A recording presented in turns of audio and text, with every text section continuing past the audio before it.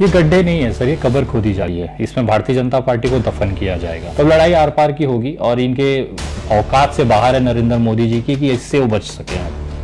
मैं तमाम भारतीय जनता पार्टी के उन तमाम नेताओं से निवेदन करता हूं कि अगर तुम्हारे एक बाप ने तुमको पैदा किया है और पूरे मोहल्ले भर की मेहनत नहीं हो तुम लोग, तो आ जाओ किसानों के बीच में और उनको समझा दो इसके फायदे।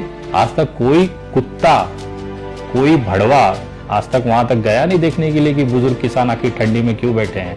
वो शायद भूल गई, ये नरेंद्र मोदी जब बिना चड्डी का नंगा घूमता था ना सड़कों पे, तो यही जो किसान आज आंदोलन कर रहे हैं ना, खेतों में हल जोत रहे होते थे। जिन्होंने नरेंद्र मोदी को नंगे चड्डी से घूमते हुए से लेके प्रधानमंत्री बनते देखा, आप उसको डरा लोगे पाएंगे? वो चाहे जितना अपना पिछवाड़ा रगड़ ले, उनके बाप से कुछ उखड़ने वाला नहीं है। और यही किसान संसद तक पहुंच के संसद को खेत बना देंगे ये लोग। विनय जी, लगातार किसानों की जो हालात है दिन प्रतिदिन बढ़ती जा रही है। अब दिल्ली को चारों तरफ से किसानों ने घेर रखा है। मोदी जी बाहर हैं, अमित शाह जी बाहर हैं, कुछ बोल नहीं पा रहे हैं। देखिए, बोलने की बात नहीं है सर। मैं पिछले 2-3 दिनों से दिल्ली में हूँ और लगातार मेरे किसान भाई जो अन्नदाता हैं देश के, उनके साथ में कंधे से कंधे मिला के मैं उनके साथ रहा हूँ। चाहे वो सिंघू बॉर्डर हो, चाहे कल बुराड़ी में जो निरंकारी मैदान है उसमें भी हम लोग रात में वहाँ के जो किसान नेता थे उनसे बात हुई है, उनसे मुलाकात हुई है। उनको हमने अपनी तरफ से कुछ नाश्ता और थोड़े से फ्रूट्स वगैरह भी हमने भिजवाई हैं, जो मुझे थोड़ा सा शर्म लगा कि एक अन्नदाता जो हमें आज तक खिलाते आए, आज हमें नौबत आ गई कि हमें उसे खिलाना पड़ रहा है। तो एक दुर्भाग्य है देश का, और जिसका पूरा क्रेडिट जो है वो हमारे देश के सबसे नाकाम और हारे हुए प्रधानमंत्री श्री नरेंद्र दामोदर दास मोदी के लिए जाता है। और रही बात जो मेरे एक जिम्मेदारी है देश के प्रति, उसको देखते हुए मैंने अपने किसान भाइयों के हक के लिए, जिस तरह से ये किसान विरोधी बिल जो केंद्र सरकार ने, भाजपा ने लाया है, उसके विरोध में आज 1 दिसंबर 2020 को 2:30 बजे के आसपास अभी जस्ट मैं सुप्रीम कोर्ट से आ रहा हूँ और वहाँ पे एक जनहित याचिका मैंने दायर की है। हमारे बड़े भाई जो सोशल एक्टिविस्ट हैं अनुपम त्रिपाठी जी के नेतृत्व में, उन्होंने इस बिल के खिलाफ एक आवेदन दिया है। जनहित याचिका सुप्रीम कोर्ट में दाखिल की गई है और वहाँ पे सरकार से सवाल पूछा जाएगा कि आखिर आपने किस तथ्यों के आधार पर, किसके लिए ये बिल बनाया है और इसकी जो गलतियां हैं उस पर आपका क्या जवाब है। वो माननीय न्यायालय के द्वारा हम उसे लेने की कोशिश कर रहे हैं। और रही बात जमीन पे जो लड़ाई चल रही है, अभी तो बहुत आगे तक और उग्र होगा कि किसी सरकार के बस की बात नहीं है कि देश के 73% जो आबादी जो किसानी में है, खेती में है, उसको आप रोक सकें। तो अभी लड़ाई आर पार की होगी और कहीं ना कहीं देश के जो बुजुर्ग वर्ग है वो अब नरेंद्र मोदी जी और इनकी पूरी जो अंध भक्तों की जो सेना है ना, उसकी तबीयत सही करेगी। कल वाराणसी में देश के प्रधानमंत्री श्री नरेंद्र मोदी जी थे। उन्होंने कहा कि ये जो किसान है इनको लगातार भड़काया जा रहा है, ये किसान नहीं कांग्रेस पार्टी के लोग हैं। भले मैं प्रधानमंत्री जी के शब्दों का सम्मान करता हूँ, वो कांग्रेस पार्टी के ही लोग हैं। वो जिस तरह से इनको भड़काया जा रहा है, वो चाहे जो भी लोग हैं तो इस देश के नागरिक। आप प्रधानमंत्री देश के हैं कि भारतीय जनता पार्टी के हैं? मैं नरेंद्र मोदी से पूछना चाहता हूं, अगर आपको कांग्रेसियों की बात नहीं करनी है, समाजवादियों की बात नहीं करनी है, टीएमसी के लोगों की बात नहीं करनी है, बहुजनों की अगर बात नहीं कहनी है, तो आप खुल के बोल दीजिए कि मैं केवल भारतीय जनता पार्टी का प्रधानमंत्री हूं, मुझसे कोई अपेक्षा न की जाए। आप देश के प्रधानमंत्री हैं, चाहे वो कांग्रेसी हो, चाहे वो समाजवादी हो, आपको हर व्यक्ति का जवाब देना पड़ेगा क्योंकि आप उस पद पे बैठे हैं। मेरा एक ही सवाल है, आप कब तक इस तरह से बचते रहोगे? आपसे अगर कुछ हो नहीं पाता तो आप छोड़ के भाग जाते हैं। आपने अपना घर छोड़ दिया, कुछ कर नहीं पाए। आज आप देश में जब सवाल उठ रहे हैं तो आप देश छोड़ के दिल्ली में जब आप जिंदगी भर यहाँ पे पड़े रहे, जब से कोरोना आया है, कोरोना ही ऐसी चीज है जिसने नरेंद्र मोदी जी को रोके रखा है। अदरवाइज ये आदमी अभी तक कम से कम 140 देश की उड़ान कर चुका होता दिल्ली से बैठे बैठे। तो अब जब देश में किसानों की बात उठ रही है और दिल्ली में किसान है, तो भाई साहब उठ के बनारस घूम रहे हैं, इनके छोटे भाई उठ के हैदराबाद घूम रहे हैं। शर्म नहीं आ रही इनको? ये प्रधानमंत्री कहलाने के लायक हैं? मैं बोलना चाहता हूँ, चाहे जितना भी भाग लें, किसानों ने दिल्ली घेरा हुआ है, अब युवा भी रस्तों पे उतरेंगे और आपको इसका माकूल जवाब दिया जाएगा। आप जितना चाहे छुप लें, जितना चाहे भाग लें, चाहे इन्हें कांग्रेसी कह ले, चाहे जो कह ले। अब जो सबसे देश का जो सबसे अनुभवी खिलाड़ी है ना, ये जो बुजुर्ग किसान है, 70 साल, 80 साल, 90 साल, ये जो बुजुर्ग अनुभवी जो खिलाड़ी है ना, वो मैदान में है। अभी तक आप लोगों ने युवाओं को डांट के साइड कर लिया, अभी तक आपने धर्म के नाम पे लोगों को मार के साइड कर दिया, लेकिन अब जो सबसे बुजुर्ग वर्ग है और जो रीढ़ की हड्डी है देश की, अब उसने आपके खिलाफ बगावत खेली है, छेड़ी हुई है। वो आपसे अब संभाले नहीं संभल पाएगा, आप चाहे जितनी ताकत लगा लो, चाहे जितने बहाने बना लो। किसानों को खालिस्तानी बताया जा रहा है, उसे जिस तरीके से उनका रास्ता रोका जा रहा है बुलडोजर से और जेसीबी से जो है रास्ता कोड़ दिया गया है, यानी कि गड्ढे कर दिए गए हैं, तो उनको लगातार खालिस्तानी बताया जा रहा है। विनय जी, ये गड्ढे नहीं है सर, ये कब्र खोदी जा रही है। इसमें भारतीय जनता पार्टी को दफन किया जाएगा और ये दफन करने वाले वही लोग हैं जो हल चला के जमीन से सोना उगाते हैं। उनको पता होता है कि बिगड़ैल बैल को कैसे काबू किया जाता है। ये पानी के बौछारों से उन्हें रोक लेंगे। 80-80, 90-90 साल के जो बुजुर्ग हैं ना, वो जब कैनन के पानी की बौछारें छोड़ी जा रही थी तो बुजुर्ग बाबू बैठे हुए थे वहां पे, पानी का आनंद ले रहे थे। ये वो किसान है ना जो ट्यूबवेल के पानी से कुल्ला करते हैं, ब्रश करते हैं, मंजन करते हैं। उनको आप डरा लोगे, इनको खड्डे खोदोगे तो जमीन का सीना चीर करके हमारे लिए अन्न पैदा करते हैं, इनको आप डरा लोगे। ये औकात से बाहर जाके ये लोग खेल रहे हैं। मतलब जो केंद्र सरकार जो हरकतें कर रही है ना, वो कहीं ना कहीं अपनी कब्र खुदा रही है। वो शायद भूल गई है कि जितने सेना में जवान हैं, जितना पुलिस में जवान है, चाहे जितनी भी सरकारी दफ्तरों में बैठे बाबू हैं नीचे से लेके ऊपर तक, चाहे IAS IPS हो, सारे के सारे किसानों के परिवार से पैदा होकर आए हुए हैं। ये उस जड़ को खत्म करना चाहते हैं। आदमी चाहे कितना ही बड़ा अधिकारी हो जाए, कितना भी हो जाए, वो आखिर में उस परिवार के साथ ही खड़ा मिलेगा। आप देख लीजिएगा, ये बगावत देश के अंदर हो चुकी है जिसकी बुनियाद ही नरेंद्र मोदी जी ने किया है। उन्होंने लोकतंत्र नाम की जो हत्या की है आज के डेट में, एक जवानों को जब जय जवान जय किसान का नारा दिया जाता था, इन्होंने जवानों को किसानों से ही लड़ा दिया।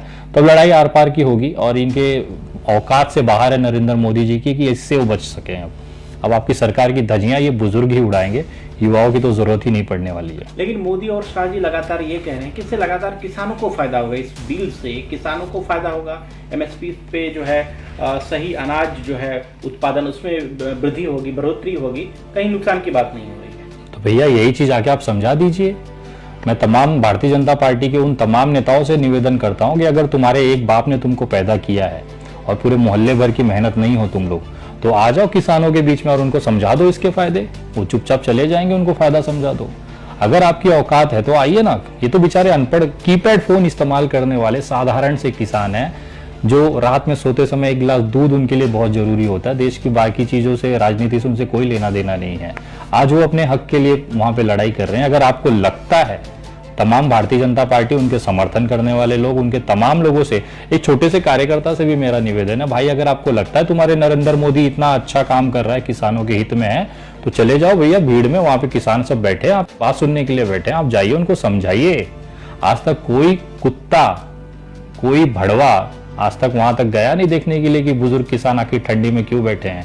बुजुर्ग किसानों पे आखिर पानी की बौछार, ठंडी के सुबह सुबह 7 बजे 8 बजे पानी की बौछारें की जाती हैं, जिसमें ये अंडभक्त, ये जो भोसड़ी वाले हैं, ये नहाने नहीं जाते 3-3 दिन तक। बुजुर्ग व्यक्तियों पे पानी की बौछारें छुड़वा रही है ये सरकार। तो इन्होंने कहीं ना कहीं अपने ताबूत में ना आखिरी कील मार ली है। अब इनका नजदीक आ रहा है समय, धीरे धीरे इनका अस्त होगा। क्या विकल्प क्या है? किसान वापस जाएंगे या वहां पर डटे रहेंगे?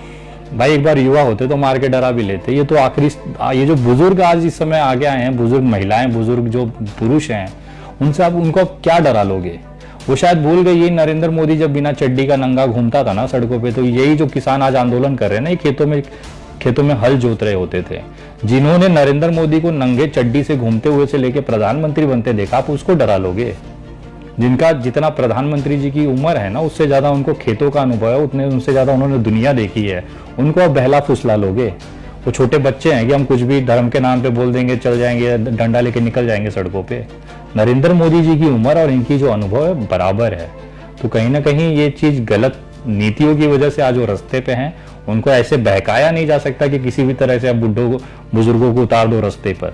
तो कहीं ना कहीं ये जो अब बुजुर्ग जो उतरे हैं, जो देश के सबसे अनुभवी खिलाड़ी हैं, अब वो मैदान में है। अब देखते रहिए आगे क्या क्या होता रहता है। भारतीय जनता पार्टी, अमित शाह और नरेंद्र मोदी जी ने कहा है कि किसानों से बात किया जाएगा और वो करेंगे जहां तक इसका समाधान निकल पाए। तो ऐसे में, और उन्होंने ये भी कहा है कि जो लोग आज बॉर्डर पे मौजूद हैं वो उग्र ना है और अपना अपना जो है बुढ़िया बिस्तर समेट के घर जा सकते हैं। जरूर कोई ना कोई इस पर संज्ञान लेंगे। हम इंतजार करेंगे कि आपको कब शर्म आएगी नरेंद्र मोदी जी। हम इंतजार करेंगे कब आपको शर्म आएगी अमित शाह जी। देश का सबसे नाकारा और हारा हुआ प्रधानमंत्री और गृह मंत्री इस देश को मिला है। किसान भाई ना पूरा राशन लेके बैठे हैं 5 से 6 महीने का। आपको जब समय मिले तब आइए, उनके बीच में उनसे बात करिए, उनको संतुष्ट करिए, अपना जवाब दीजिए। अगर हमारे किसान भाइयों को लगेगा कि सही है तो वापस चले जाएंगे। आप डंडे दिखा के उनको नहीं डरा सकते। आप आइए, उनकी समस्याओं को सुनिए, उनकी बातों को सम्मान दीजिए। वो देश के भगवान हैं। अगर हम अपने भगवान को सम्मान नहीं दे सकते तो तुम्हारे जैसे लोगों की औकात नहीं है सम्मान पाने की। अगर आप हमारे किसान भाइयों के नहीं है तो हम आपके भी नहीं है। सर, इस पीआईएल जो आपने सर दाखिल किया, इसमें क्या चीजें क्या है किसानों के लिए, किस तरीके का है? देखिए, पीआईएल जो दाखिल की गई है उसमें बहुत मुख्य 3 मुद्दों पे हमने अपनी बात रखी है और माननीय न्यायालय से हमने निवेदन किया है कि इस मामले पे स्पष्टीकरण सरकार से ले और उसको संज्ञान में लेकर कार्रवाई करे। पहला जो सबसे बड़ा मुद्दा है एमएसपी को लेके है। आखिर निजी क्षेत्र में और सरकारी क्षेत्र के जो अधिकारी जिस तरह से लापरवाही करते हैं, अगर एक किसान अनाज लेके पहुंच जाता है तो उसको घुमाते रहेंगे कि कल आओ परसों आओ। आखिर वो मजबूरी में अपना जो अनाज है वो कम दामों पे प्राइवेट हाथों में जो दुकानदार है उसको बेच देता है और यही दुकानदार वापस उसी सरकारी अधिकारी को जाके सरकारी रेट पे बेच के बिचौलिए जो सरकारी अधिकारी और जो दलाल हैं वो अपना मुनाफा कमा लेते हैं। तो सबसे बड़ा हमारा यही उसमें रिक्वेस्ट है माननीय न्यायालय से, अगर एमएसपी रखी जाए तो सभी के लिए एक जैसी रखी जाए। अगर कोई चीज 12 रुपए की तो हर जगह वो 12 रुपए की होती है। अगर उससे नीचे अगर कोई खरीदता है तो उसको सीधे सीधे जेल दी जाए। सबसे मिनिमम रिक्वायरमेंट जो किसानों का आंदोलन है। दूसरा इसमें भंडारण को लेके है कि आप कितनी भी आप अनलिमिटेड भंडारण कर सकते हो, उसकी कैपिंग की जाए कि एक लिमिट रखी जाए। अदरवाइज फिर प्राइसों के जो अनाज है उसके दाम बढ़ जाएंगे। और कॉन्ट्रैक्ट फार्मिंग जो हमारे उद्योगपतियों के लिए लाया गया उस पर भी हमने ऑब्जेक्शंस लिया है कि इस तरह की बाध्यता उनके ऊपर ना हो। और सबसे जो गंदा एक नियम इसके अंदर है कि आपके साथ अगर कुछ गलत होता है तो आप कोर्ट भी नहीं जा सकते हो। ये जो सबसे बड़ा जो एक है कि हमारा जो अगर मेरे दिल में कोई दिक्कत है, मुझे अगर न्याय चाहिए तो मैं अदालत जाना चाहूंगा। जो सबसे बड़ा एक हमारा श्रद्धा और एक आस्था है अदालत में, इन्होंने तो उसके भी रास्ते बंद कर दिए कि किसान चाहे मर जाएगा वो अदालत में नहीं जा सकता। ये नियम ही ऐसे बनाया। सर, एक लास्ट सवाल बता दीजिए कि जब आप कल किसानों से मिलने गए थे तो क्या क्या बातें हो रही थी? देखिए, सबसे पहली चीज तो हमने ये सोचा था कि उनको हम कुछ फ्रूट्स वगैरह दे देंगे या थोड़ा सा मदद कर देंगे, लेकिन मुझे बहुत शर्मिंदगी महसूस हुई कि जिस तरह से वहां पे लोग आ रहे हैं और बहुत तादाद में ये जो बुजुर्ग किसान हैं इन्होंने अपना पूरा राशन वगैरह लाया हुआ है और ऐसा नहीं सिर्फ 2-5 दिन 10 दिन का, महीनों तक का राशन लाया हुआ है। उनको पता है कि हमें यहाँ पे कितने दिनों तक आंदोलन करना है, तो अंबार लगा हुआ है। लोग आगे आ रहे हैं, मदद कर रहे हैं, फ्रूट्स दे रहे हैं, राशन दे रहे हैं। हम लोग भी एक छोटा सा वहाँ पे कंट्रीब्यूशन दिए। लेकिन सबसे बड़ी अच्छी चीज मुझे ये निकल के आई कि आज भले वो 90 साल के हैं, 80 साल के हैं, लेकिन उनके अंदर जो ऊर्जा है, जो लड़ने की जो उनका जज्बा है, वो हम जैसे युवाओं के अंदर भी नहीं है। वो ये नहीं देख रहे हैं कि सामने पुलिस है कि आर्मी है। उनको सिर्फ अपना खेत दिख रहा है, अपनी फसल दिख रही है और उसकी मेहनत का जो खून पसीना वो बहाते हैं उसकी अहमियत उनको दिख रही है, जो सबसे इंपॉर्टेंट होता है किसी आंदोलन के लिए, किसानों के मामले में खासतौर पे।